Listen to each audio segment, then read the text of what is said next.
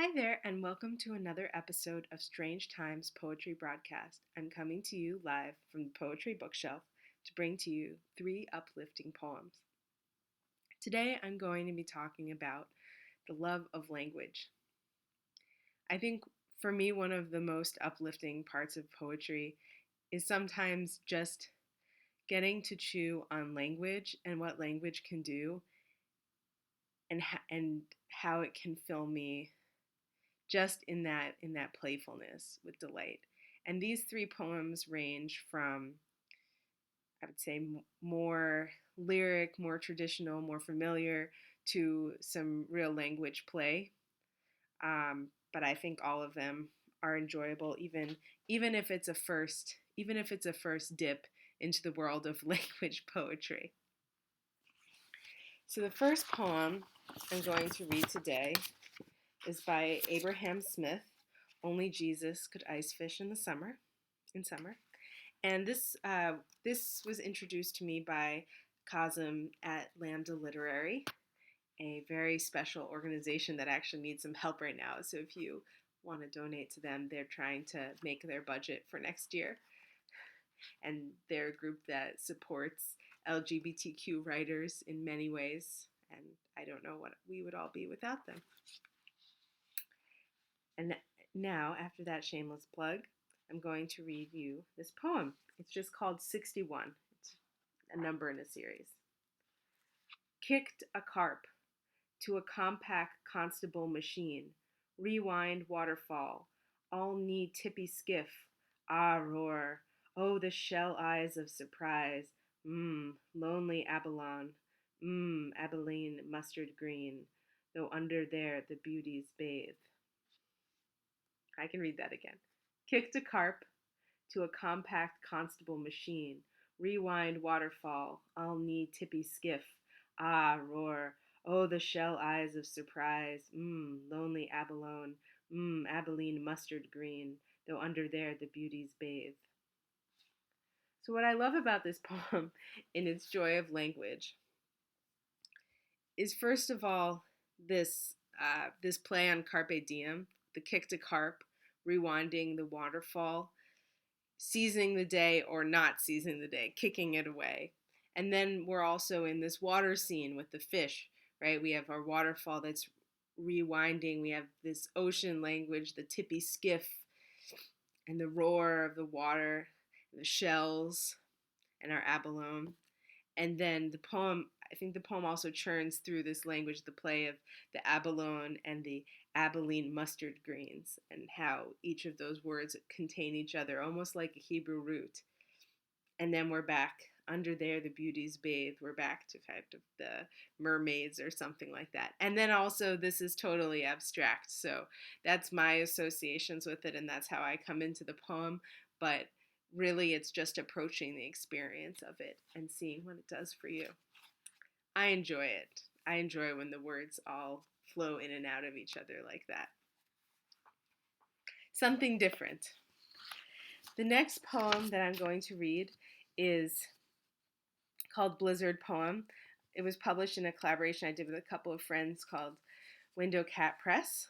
And this one is called For the Boston Yeti, and it's by Erin Devine, a friend from UMass Boston. And this poem is reminiscent of the 2015 blizzards in Boston area. Neighbors and the Yeti emerge when all else is hidden. Newly we see our shovels rise together as children dive daringly on the drifts. Time to thaw verbs like romp and hunker down, sing snow day like no day I know. Newly we play, and there he plows, our wild Yeti id, reminding us how to chill and go with the snow. He was here all along, but we needed blindness to find this layer of track. We follow. Sometimes it takes a blizzard. Sometimes Mother Nature gives us all a time out.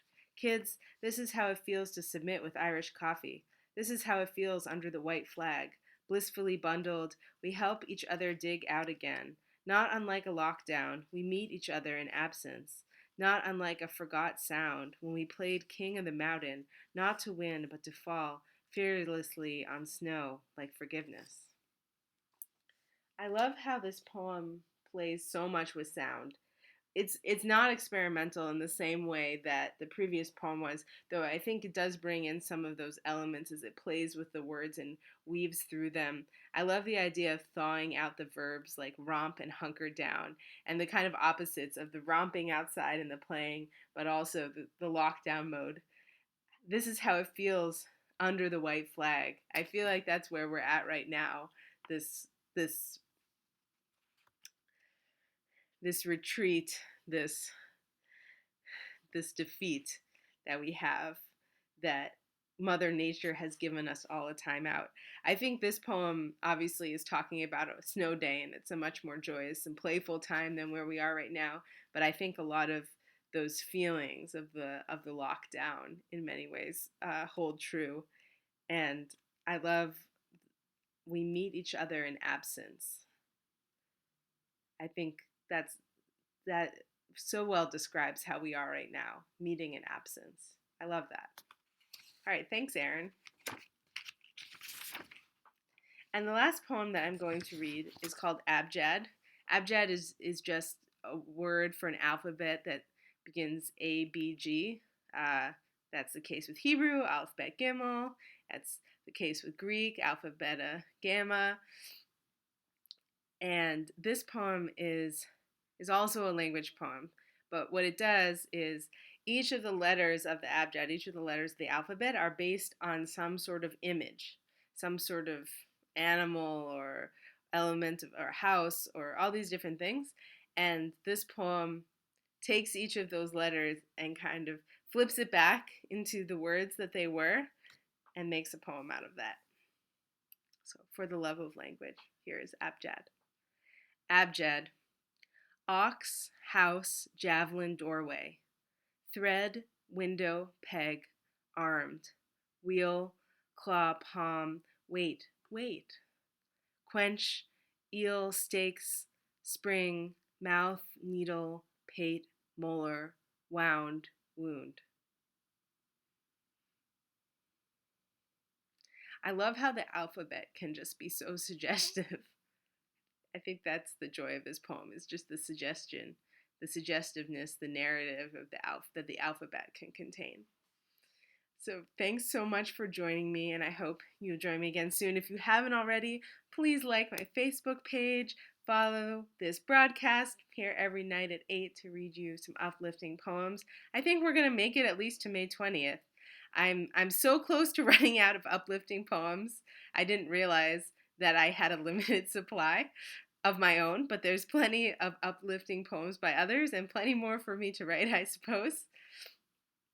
In the meantime, stay safe, stay sane, and good night.